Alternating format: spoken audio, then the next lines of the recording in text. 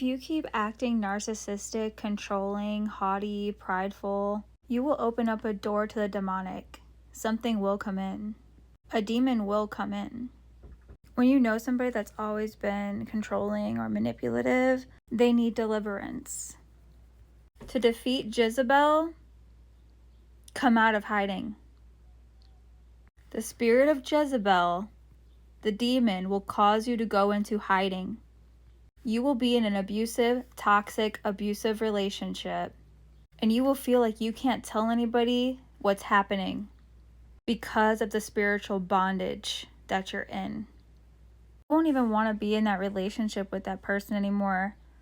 1 Kings chapter 18 is all about Jezebel silencing the truth, dominating spiritually, and destroying prophets who carried real, genuine connection with God. That's what Jezebel does. She wants to ruin love.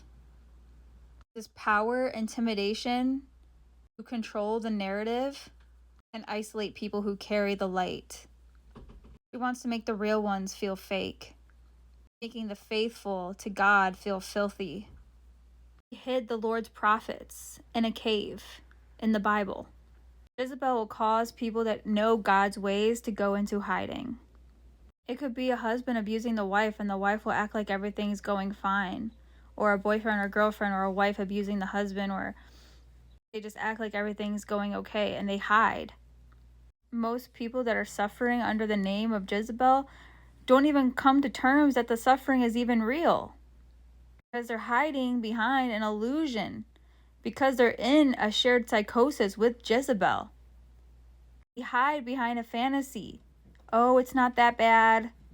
Listen, when I was being slapped, when I was being called the B word, being called out of my name, I minimized it to everybody around me that it wasn't that bad. They'll be like, I shouldn't have got on his nerves. It was my fault. So the number one way you defeat Jezebel is coming out of hiding. You have to expose the enemy. You have to break and release yourself from pride. Repent of lust and perversion. A lot of people be too much in their pride to admit they have a problem, to admit they need change. They don't think they have a demon. How do you defeat Jezebel? You expose it. Gossip is about the nature of what you're doing. You're not gossiping by exposing. When people are doing wrong, it needs to be exposed. You're not doing anything wrong or doing anything dirty by exposing. The enemy wants to silence you. The enemy wants to shut you up. Gossip and exposure are two different things. When you're facing Jezebel and narcissism and toxic behavior, it'll make you feel guilty for exposing. So this is how you defeat Jezebel. You have to reclaim your identity, because you will lose yourself. Jezebel wants you to believe that you're nothing, you're nobody, that they don't actually have authority over them. When you face this spirit head on, that's how this Jezebel will talk. This spirit is not relegated to a male or a female. It's in both men and women. This is the meat of the word, by reclaiming your identity. The word will get you out of bondage. Not these self-help gurus out here. They won't even get you out of the parking lot. We need the meat of the word, of the gospel. There is a battle over identity in 1 Kings chapter 17. Ahab and Jezebel are telling Elijah that he's the troubler. And Elijah, the prophet, was like, wait a second, I'm not the troubler. So have you forgotten who you really are when you're dealing with toxic people? Have they called you stupid when really you're not stupid? Did they call you an idiot when you're not an idiot? Did they call you the troublemaker when they were the one causing trouble? They told you you can't preach even though you can preach? Or you can't teach even though you can teach? Did they tell you you can't prophesy even though you can prophesy? Did they tell you you can't discern when you can spiritually discern? You have people trying to tell you who you really are. So you really got to reclaim your true identity. Greater he that is in me than he that is in the world. If God is for me, who can be against me? Certainly not this unclean spirit, Jezebel.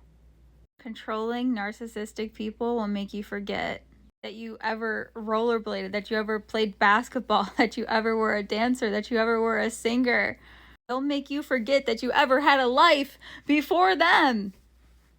They'll make you forget that you used to love writing, playing music, or baseball. Jezebel wants to seduce you, make you forget who you really are, where your reality is completely controlled by her. You got to reclaim your true identity. You got to get back in the gym. Go get your gym membership. Write down your dreams. Write down your prophecies. And remind yourself who you are. You can defeat Jezebel by coming out of hiding. Number 2, reclaim your identity. I want to uncover the enemy as much as I can. The best way you guys can help me is share this video, like this video, leave a comment. I hope this helps. I've seen people go into like Jezebel and Ahab churches, and it changes the way they dress. It changes the way they do their hair. It's so controlling. It's so manipulative. Jezebel will cause you to do these things to try to fit in. Some people will change their own haircut. Some of you will see this video and you know I'm right, and you need to reclaim your identity. Get a new wardrobe. Do your hair how you want to do your hair. Some of you have forgotten who you are. And number 3, this is the final way to defeat Jezebel. This is deep. Are you ready?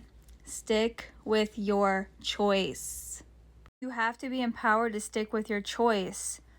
Don't go back. Don't feel guilty to go back to that person, or to stay with that person, or to stay with that church. They felt like they can't leave because Jezebel is controlling them.